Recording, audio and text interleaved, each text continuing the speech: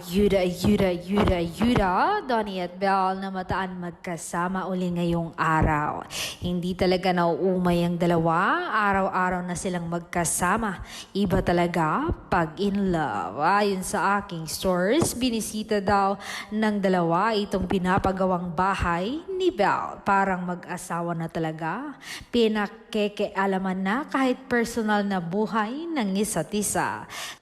Sabi nga ng feng shui expert ay magkakatuluyan daw ang dalawa. Parang Dingdong at Marian din daw ang mangyayari sa kanila in the future.